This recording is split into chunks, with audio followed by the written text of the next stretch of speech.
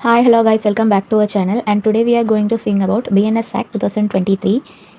இதை பற்றி more information தெரிஞ்சுக்கணும் அப்படின்னா நம்மளுடைய சேனல் லைக் பண்ணுங்கள், ஷேர் பண்ணுங்கள், சப்ஸ்கிரைப் பண்ணுங்கள். வாங்க இப்போ வீடியோக்குள்ளே போகலாம். இப்போது பிஎன்எஸ் ஆக்டில் வந்து டோட்டலாக 20 சாப்டர்ஸ் வந்து இருக்குது. இதில் சாப்டர் 1 தான் இப்போ நம்ம பார்த்துட்ருக்கோம். சாப்டர் 1ல் வந்து டோட்டலாக 3 செக்ஷன் வந்து டிஃபைன் பண்ணியிருக்காங்க. Section 1, section 2, section 3. இதில் நம்ம ப்ரீவியஸ் வீடியோவில் செக்ஷன் 1 அண்ட் செக்ஷன் 2 வந்து பார்த்துருக்கோம். இப்போது நீங்கள் செக்ஷன் 1 அண்ட் 2 பற்றி ஃபுல் டீட்டெயில்ஸ் தெரிஞ்சுக்கணும் அப்படின்னா ஒவ்வொரு வீடியோவோட டிஸ்கிரிப்ஷன்லையும் நான் நெக்ஸ்ட் வீடியோவோட லிங்க் வந்து பேஸ்ட் பண்ணியிருக்கேன். ஸோ அதை போய்ட்டு நீங்கள் பார்த்தீங்கன்னா உங்களுக்கு டீட்டெயிலாக புரியும். செக்ஷன் 3ல் வந்து டோட்டலாக 9 சப்செக்ஷன்ஸ் வந்து இருக்குது. அதில் இந்த சப்செக்ஷனுக்கு கீழே சில கிளாஸஸும் கொடுத்துருக்காங்க. அது என்ன அப்படிங்கிறத வந்து இப்போ நம்ம டீட்டெயிலாக பார்க்கலாம்.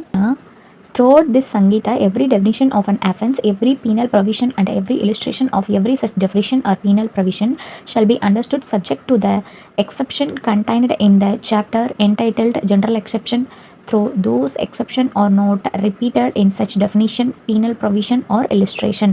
அதாவது செக்ஷன் 3ல் என்ன கொடுத்துருக்காங்க அப்படின்னா, இந்த சங்கீதா முழுவதுமே வந்துட்டு ஒரு அஃபென்ஸோட டெஃபினிஷனையும் ஒரு அஃபென்ஸ் பண்ணவங்களுக்கு என்ன பனிஷ்மெண்ட் கொடுக்கலாம் அப்படிங்கிற எக்ஸப்ஷனையும், அதாவது எப்படி பனிஷ்மெண்ட் கொடுக்கலாம் அப்படிங்கிற விதியையும், இதுக்கான ஒவ்வொரு டெஃபினிஷனையும் வந்து இவங்க ஒரு ஜென்ரல் எக்ஸப்ஷனாக கொடுத்துருக்காங்க. அதாவது ஒரு பொதுவான விதிவிலக்காக கொடுத்துருக்காங்க.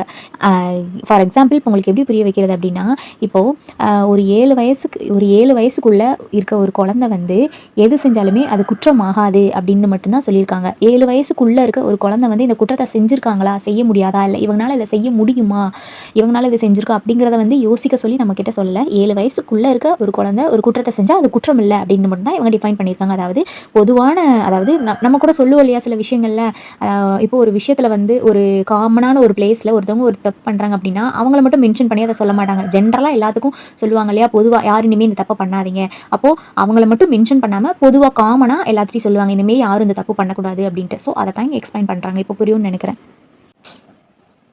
நெக்ஸ்ட்டு செக்ஷன் 3 சப்செக்ஷன் 1ல் கிளாஸ் ஏ என்ன கொடுத்துருக்காங்க அப்படின்னா, இல்லுஸ்ட்ரேஷன் கொடுத்துருக்காங்க. அந்த இல்லுஸ்ட்ரேஷனில் என்ன கொடுத்துருக்காங்கன்னா, கிளாஸ் ஏல இப்போ சொன்னேன் இல்லையா, இதுக்கு இந்த 7 இயர்ஸுக்கு, அதாவது பிலோ 7 இயர்ஸ்க்குள்ளே இருக்க ஒரு குழந்தை வந்து செய்கிற எதுவுமே குற்றமாகாது. அது கொலையாக இருந்தாலும் சரி, கொள்ளையாக இருந்தாலும் சரி, திருட்டாக இருந்தாலும் சரி, எதுவாக இருந்தாலுமே அது குற்றமாகாது அப்படிங்கிறத வந்து இவங்க டிஃபைன் பண்ணியிருக்காங்க. மற்றபடி இது குற்றமா, ஒரு 7 வயசுக்குள்ளே இருக்க குழந்தை வந்து இந்த மாதிரிலாம் ஒரு தப்பை செய்ய முடியுமா அப்படிங்கிறத வந்து அவங்க நம்மளுக்கு யோசிக்க சொல்லலை. பொதுவாக ஒரு கருத்தை சொல்லியிருக்காங்க. அதை தான் செக்ஷன் 3 சப் கிளாஸ் 1 கிளாஸ் ஏல சொல்லியிருக்காங்க. கிளாஸ் பியில் என்ன சொல்லியிருக்காங்க அப்படின்னா, ஏ அப்படிங்கிறவர் வந்து ஒரு போலீஸ் ஆஃபீஸர். அந்த போலீஸ் ஆஃபீஸர் வந்து வாரண்டே இல்லாமல் ஜெட் என்பவரை வந்து அரெஸ்ட் பண்ணிடுறாரு. ஏன் அரெஸ்ட் பண்ணுறாருனா, இப்போ ஜெட் என்பவர் வந்து ஒரு மர்டர் பண்ணிடுறாரு. அப்போ அவர் வந்து ஒரு அக்யூஸ்டு. அப்போ ஏங்கிறது வந்து ஒரு போலீஸ் ஆஃபீஸர். இவர் வந்து வாரண்டே இல்லாமல் ஜெட் வந்து கொலை பண்ணதுக்காக ஜெட்டை வந்து அரெஸ்ட் பண்ணிடுறாரு. அப்படி அரெஸ்ட் பண்ணுறதுக்காக போலீஸ் ஆஃபீஸர் மேலே வந்து போலீஸ் ஆஃபீஸரை வந்து நம்ம தப்பு சொல்லலாமா அப்படின்னு கேட்டால் கிடையாது. ஏன்னா நம்ம ஆக்டில் தான் வந்துட்டு நம்மளுக்கு மென்ஷன் பண்ணியிருக்காங்களே, ஜென்ரலாக யார் தப்பு செய்கிறாங்களோ அவங்கள வந்து அரசுக்கு கட்டுப்பட்டவங்கள, அதாவது கவர்மெண்ட் ஜாப் தானே இந்த போலீஸ், அப்போ அரசுக்கு கட்டுப்பட்ட அந்த போலீஸ் ஆஃபீஸர் வந்து வாரண்ட் இருந்தாலும் சரி இல்லாட்டி சரி அவரை அரெஸ்ட் பண்ணுறதுக்கான ரைட்ஸ் வந்து இவருக்கு இருக்குது அப்படிங்கிற பொதுவான எக்ஸப்ஷனை வந்து இங்கே கொடுத்துருக்காங்க இல்லையா, அதை தான் இங்கே டிஃபைன் பண்ணுறாங்க. நெக்ஸ்ட்டு சப்செக்ஷன் 2ல் என்ன சொல்கிறாங்க அப்படின்னா, every expression which is explained in any part of this Sangita is used in every part of this Sangita is conformity with the explanation. Subsection 2ல என்ன சொல்கிறாங்க அப்படின்னா, அதாவது சப்செக்ஷன் 2ல் என்ன கொடுத்துருக்காங்கன்னா, இந்த சங்கீதாவில் கொடுத்துருக்க ஒவ்வொரு செக்ஷனில் இருக்க ஒவ்வொரு பிரிவுலையும் ஒரு டெஃபினிஷன், அதாவது ஒரு விளக்கம் கொடுத்துருக்காங்க அப்படின்னா அந்த விளக்கம் வந்து இந்த சங்கீதாவில் இருக்க எல்லா செக்ஷனுக்குமே பொருந்தும், அதாவது எல்லா செக்ஷனையுமே இணையும் அப்படின்னு சொல்லியிருக்காங்க. ஏன்னா இந்த சங்கீதாவில் இருக்க எல்லா பிரிவுமே வந்துட்டு வந்து தனித்தனியாக டெஃபினிஷன் கொடுக்க முடியாது. ஸோ ஒரே செக்ஷனில் எல்லாத்தையும் வச்சு டெஃபினிஷனாக கொடுத்துருக்காங்க. அப்போ ஒரு செக்ஷனில் ஒரு டெஃபினிஷன் கொடுத்துருக்காங்கன்னா அது வந்து எல்லா செக்ஷனுக்குமே பொருந்தும் அப்படின்னு சொல்லி இங்கே டிஃபைன் பண்ணியிருக்காங்க. Next subsection 3. When property is in the possession of a person, spouse, clerk or servant on account of that person, is it that the person possession within the meaning of this Sangita. அதாவது section 3ல என்ன கொடுத்துருக்காங்க, property இருக்குது. இப்போ அந்த ப்ராப்பர்ட்டிக்கு வந்து வேற ஒருத்தர் வந்து ஓனராக இருக்காரு. அவர் வந்து ஒருத்தவங்க கிட்ட கொடுத்து அந்த ப்ராப்பர்ட்டியை வந்து பார்த்துக்க சொல்லியிருக்காங்க. அதாவது ஒருத்தவங்களோட வசமாக அந்த ப்ராப்பர்ட்டியை வந்து அவங்க கொடுத்துருக்காங்க. அது வந்து அவங்களோட ஸ்பௌஸாக இருந்தாலும் சரி, இல்லை அவங்களோட வேலையாட்களாக இருந்தாலும் சரி, யாராக இருந்தாலும் சரி, சொத்தை வந்து யார் கைவசம் இப்போ இருக்கோ அவங்க தான் சொத்தோட உரிமையாளர் அப்படின்னு சொல்லுவாங்க. இதுக்கு ஒரு ஒரு எக்ஸ்ப்ளனேஷன் வந்து கொடுத்துருக்காங்க. என்ன எக்ஸ்ப்ளனேஷன்னா, இப்போது ஒருத்தவங்களோட ப்ராப்பர்ட்டி வந்து இன்னொருத்தவங்ககிட்ட நம்ம கொடுத்து பார்த்துக்க சொன்னால் அது வந்துட்டு அவங்க உடைமையில் இருக்குது அப்படின்னு தான் நம்ம சொல்லுவோம். பார்க்குறவங்க அப்படி தானே நினைப்பாங்க.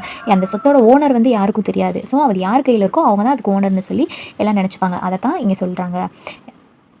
இப்போ ஃபார் எக்ஸாம்பிள் நம்ம லீஸுக்கெல்லாம் விடுவாங்க இல்லையா? இப்போது ஏதாவது ஒரு தோட்டமோ இல்லை ஏதாவது ஒரு வீடோ ஏதாவது வந்து நம்ம லீஸ்க்கு விட்டோம் அப்படின்னா, நம்ம ஓனர் வந்து நம்மக்கிட்ட லீஸ் விட்டுட்டு அவங்க வந்து வேறு எங்கேயோ ஃபாரின் கண்ட்ரிக்கோ எங்கேயோ போயிட்டாங்கன்னா, இப்போ வந்து யார்கிட்ட லீஸ் விட்டுருக்காங்களோ அந்த லீஸோட டென்யூர் முடிகிற வரைக்கும் அந்த யார் லீஸ் வச்சுருக்காங்களோ அவங்களுக்கு தானே அந்த தோட்டமோ இல்லை வீடோ சொந்தம்னு சொல்லுவாங்க. அதாவது உரிமை வந்து வேறு யார்கிட்டயோ இருந்தாலுமே கூட உடைமை வந்து அவங்கக்கிட்ட தானே இருக்குது. அதை தான் இங்கே டிஃபைன் பண்ணுறாங்க. Next subsection 4. In every part of this Sanhita except where a contrary intention appears from the context words which refer to act done extend also to legal omissions. அதாவது சப்செக்ஷன் 4ல் என்ன கொடுத்துருக்காங்க அப்படின்னா, அதாவது இந்த சங்கீதாவில் இருக்க ஒவ்வொரு செயலுமே வந்துட்டு அந்த சுச்சுவேஷனுக்கு தகுந்த மாதிரி தான் மாறுபடும் ஒழிய அதில் இருக்க சொற்களோ அதில் இருக்க விளக்கங்களோ வந்துட்டு மாறுபடாது. அதே மாதிரி தான் இருக்கும். அதுபடி தான் எல்லா பனிஷ்மெண்ட்டுக்கும் வந்து தண்டனை கொடுப்பாங்க, பனிஷ்மெண்ட் கொடுப்பாங்க. வந்து சட்டத்திற்கு புறம்பாக எங்கேயுமே விடுபடாது. அது அந்த மாதிரியே தான் நீடிச்சு கொண்டே இருக்கும். அதாவது அந்த சங்கீதாவில் கொடுத்துருக்க மாதிரியே தான் அந்த வேர்டிங்ஸ் வந்து நீடிச்சிட்டே இருக்கும் அப்படின்னு வந்து சொல்கிறாங்க. சப்செக்ஷன் 5ல் என்ன சொல்கிறாங்க அப்படின்னா, when a criminal act is done by several person in furtherance of the common intention of all, each of such person in liable for that act in the same manner as if it's were done by him alone. அப்படின்னா, அதாவது என்ன சொல்கிறாங்க அப்படின்னா, ஒரு காமனான இன்டென்ஷனோட பொதுவான நோக்கத்தோட ஒரு இடத்துல ஒரு அஃபென்ஸ் நடக்குது அப்படின்னா அந்த அஃபென்ஸுக்கு வந்து அந்த அஃபென்ஸ் பண்ணவங்க மட்டுமே பொறுப்பாக மாட்டாங்க, லைபிள் ஆக மாட்டாங்க. அந்த அஃபென்ஸ் பண்ணுறதுக்கு பொதுவாக யார் யார் காரணமாக இருந்தாங்களோ அவங்க எல்லாருமே தான் தனித்தனியாக பொறுப்பு ஏற்றுக்குவாங்க அப்படின்னு சொல்கிறாங்க. தப்பு செஞ்சது என்னமோ ஒரு ஆள் தான், பட் இது வந்து பொதுவான நோக்கம் தானே, எல்லாரும் சேர்ந்து தானே இந்த ஒரு விஷயத்த பண்ணியிருக்காங்க. ஸோ அதுக்கு அந்த ஒவ்வொருத்தரும் தான் பொறுப்பாவாங்க அப்படின்னு வந்து சொல்கிறாங்க. ஸோ பொதுவான நோக்கத்துக்காக இந்த ஒரு தப்பை பண்ணதுனால இவங்க ஒவ்வொரு பொது ஆளுமே தனித்தனியாக அந்த விஷயத்துக்கு வந்து தானே அந்த விஷயத்தை செஞ்ச மாதிரி பொறுப்பாவாங்க அப்படின்னு சொல்கிறாங்க. அதாவது தானே அந்த குற்றத்தை செஞ்ச மாதிரி பொறுப்பாவாங்க அப்படின்னு சொல்கிறாங்க. Next subsection 6. ஒரு குற்றம் நடக்குது. அந்த குற்றம் வந்து ஒரு இண்டிவிஜுவல் பர்சனால் நடந்தாலும் சரி, இல்லை ஒரு கேங்காக நடந்தாலும் சரி, அந்த குற்றம் அப்படிங்கிறது வந்து பல நபர்களால் செய்யப்பட்டாலும் தனி நபரால் செய்யப்பட்டாலும் குற்றம் தான்.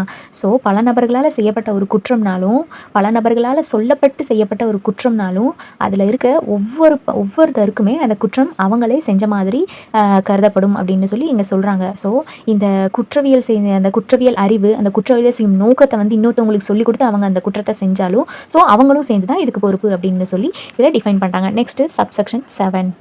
of a certain effect or an attempt to cause the effect by an act or by an omission is an offense. It is be understood that the causing of that effect partly by an act and partly by an omission is the same offense. அதாவது இங்கே என்ன சொல்கிறாங்க அப்படின்னா, இப்போது ஒரு offence பண்ணுறாங்க அப்படின்னா அந்த அஃபென்ஸுனால சில பேர் வந்து எஃபெக்ட் ஆகுறாங்க. இல்லை அப்படின்னா ஏதாவது ஒரு திங்ஸ் வந்து அஃபெக்ட் ஆகுது, இல்லை ஏதாவது ஹவுஸோ இல்லை ஏதாவது நம்ம ப்ராப்பர்ட்டியோ ஏதோ ஒரு அஃபெக்ட் ஆகுது அப்படின்னா அது வந்து குற்றம் தான் அப்படின்னு சொல்கிறாங்க. ஒரு அஃபென்ஸ் நடக்குது, அந்த இடத்துல ஏதாவது பொருள் சேதமாகிறதோ இல்லை பொருள் சேதமாக்குறதுக்காகவே இவங்க குற்றம் செய்ய வந்து இவங்க ட்ரை பண்ணுறாங்களோ முயற்சிக்கிறாங்களோ அதுவும் குற்றம் தான் அப்படின்னு சொல்கிறாங்க. அதே மாதிரி ஒரு விஷயத்தை வந்து செய்யாமல் வந்து புறக்கணிக்கிறது, இது எல்லாத்தையுமே அவங்க வந்து புறக்கணிப்பும் ஒரு வகையான குற்றம் தான் அப்படின்னு சப்செக்ஷன் 7ல் வந்து டிஃபைன் பண்ணுறாங்க. இதுக்கு ஒரு இல்லுஸ்ட்ரேஷன் கொடுத்துருக்காங்க. Generally causes Z is death, partly by legally omitting to give Z food and partly by beating Z, A has committed murder. அதாவது என்ன சொல்கிறாங்க அப்படின்னா, இப்போது ஏ வந்து ஜெட்டுக்கு வந்து ஃபுட்டு வந்து கொடுக்காமல் இருக்கார். அப்படி ஃபுட்டு கொடுக்காதனால ஜெட் வந்து டெத் ஆகிட்டார்.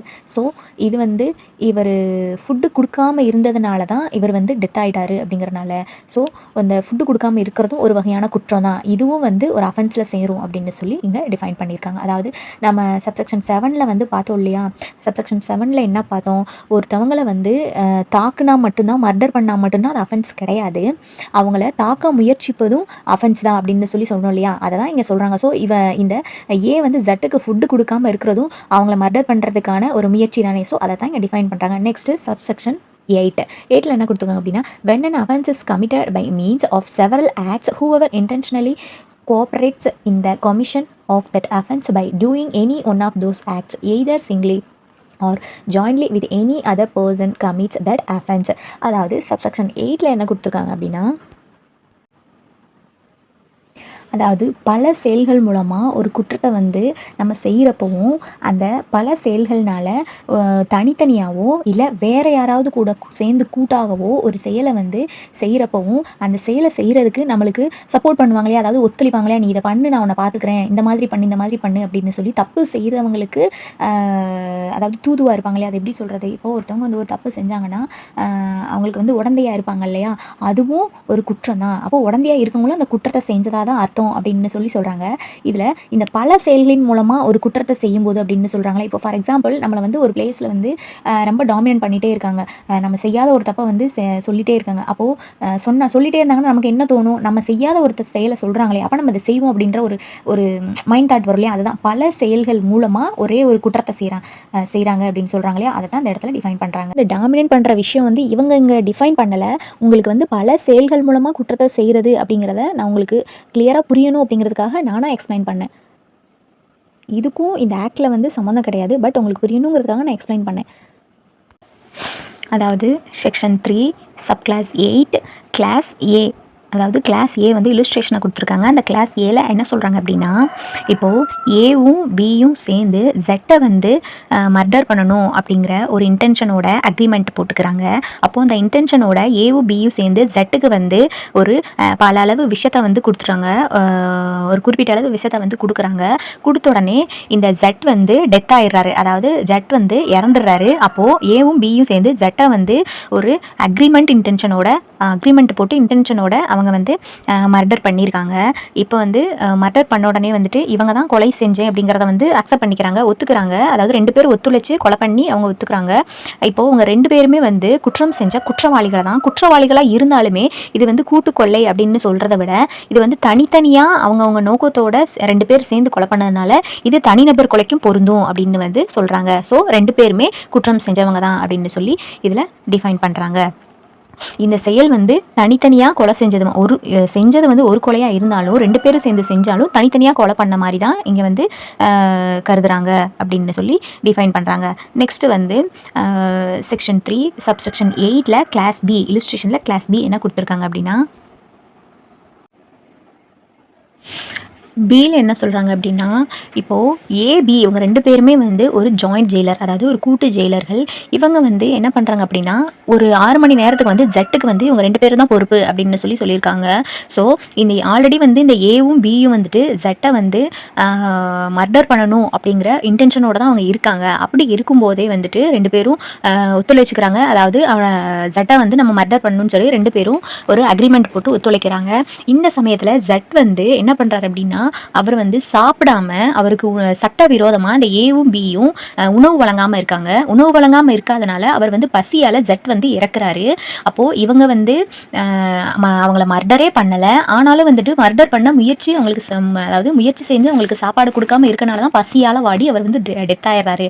அப்போது இந்த கேஸில் வந்து ஏவும் பியும் தான் ஜெட்டோட கொலைக்கு காரணம் அப்படின்னு சொல்லி இங்கே டிஃபைன் பண்ணுறாங்க. அதாவது வெட்டாமல் குத்தாமல் கொலையே பண்ணாமல் இவர் மர்டர் ஆனாலுமே கூட இவரை மர்டர் பண்ணணும் முயற்சி செஞ்சு தானே ஃபுட்டு கொடுக்காம இருந்தாங்க. ஸோ அதுவும் ஒரு வகையான கொலை தான். அப்போ ஏபி தான் இந்த ஜெட் கொலை வழக்கில் ஏபி தான் குற்றவாளி அப்படின்னு சொல்லி இங்கே டிஃபைன் பண்ணுறாங்க. நெக்ஸ்ட்டு என்ன சொல்கிறாங்க அப்படின்னா, இப்போது ஏ வந்து ஜெயிலராக இருக்கார், ஜெட் வந்து அந்த ஜெயிலில் கைதியாக இருக்கார். இப்போது ஏவோட பொறுப்பில் தான் இந்த ஏங்கிற ஜெயிலர் பொறுப்பெல்லாம் இந்த ஜெட்டுங்கிற கைதியை வந்து விட்டுருக்காங்க.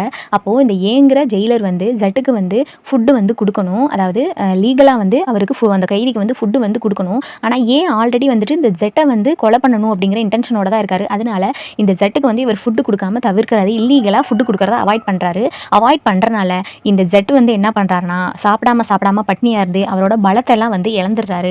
அவர் பலத்தை இழந்தனால இவர் டெத் ஆகிறதுக்கான ஒரு விஷயமா இந்த பட்டினி மட்டும் இல்லை. ஸோ ஜெட் வந்து டெத் ஆகலை, அவர் பலத்தை மட்டும் இறந்துருக்காரு. ஸோ ஏனால் ஜெட் வந்து டெத் ஆகலை. அப்போது ஏ வந்து முயற்சி மட்டும்தான் செஞ்சுருக்காரு, ஜெட்டை மர்டர் பண்ணுறதுக்கு முயற்சி மட்டும்தான் செஞ்சுருக்காரு. இப்போது ஏ வந்து அவர் வேலையை விட்டு போயிட்டார். இப்போது வந்து நெக்ஸ்ட்டு பியை வந்து இந்த ஜெயில் கைதி ஜெட்டுக்கு வந்து பொறுப்பாக போடுறாங்க. அப்போது இப்போ வந்து பி தானே இந்த ஜெட்டுக்கு தேவையான எல்லாமே கொடுக்கணும். ஆல்ரெடி நம்ம கிளாஸ் பியில் பார்த்தோம், ஏபி 2 பேருமே ஜெட்டை வந்து மர்டர் பண்ணணுங்கிற இன்டென்ஷனோட தான் அக்ரிமெண்ட் போட்டிருக்காங்க.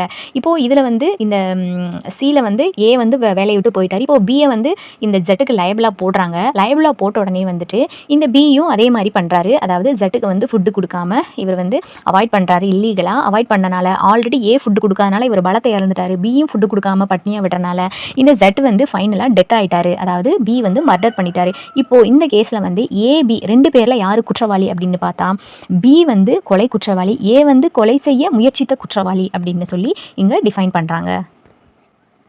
சப்செக்ஷன் 9ல என்ன சொல்கிறாங்க அப்படின்னா, where several persons are reengaged or concerned in the commissions of a criminal act, they may be guilty of different offenses by means of that act.